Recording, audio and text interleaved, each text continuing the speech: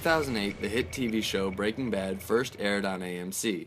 The show lasted for 5 seasons and currently holds the Guinness World Record as the most critically acclaimed show of all time. And the Emmy goes to Breaking Bad.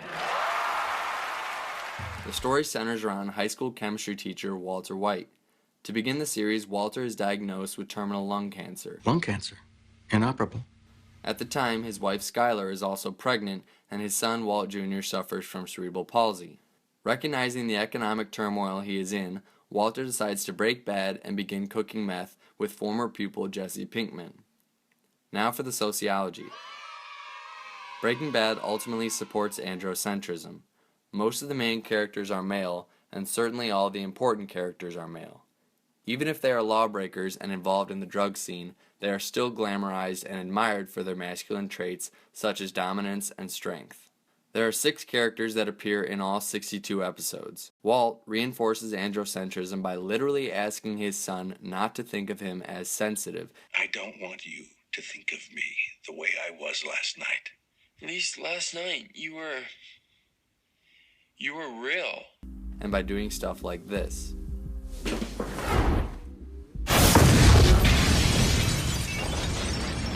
Jesse similarly does awesome stuff and struggles to express emotions and rather seeks drugs.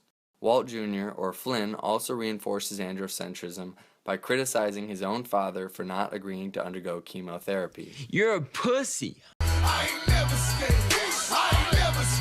Walt's brother-in-law, Hank, is a DEA agent who is the epitome of masculinity. Okay, sit down! Sit your ass down! Comprende? And refuses to express his emotions. Hank's wife, Marie, also reinforces androcentrism by only being around to worship her husband, lie impulsively, and be irrational.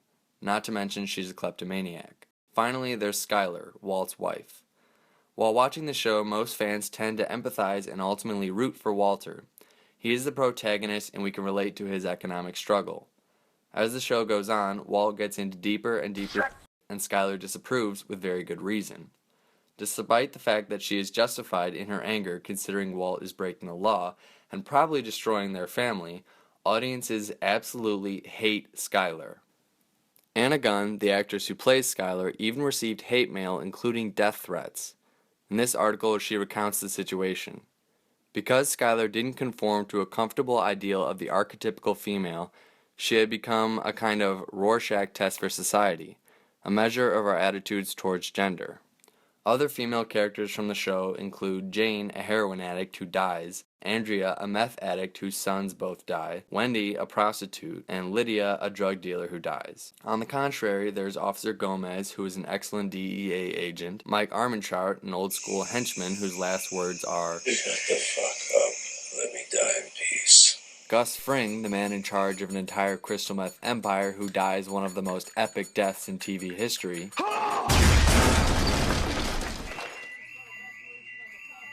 and Saul Goodman, who gets his own spin-off show. Damn straight. Breaking Bad is written by 5 men and 1 woman, which would explain why the show is so action-heavy and why it reinforces androcentrism so much. This is where I placed each character on the diagram.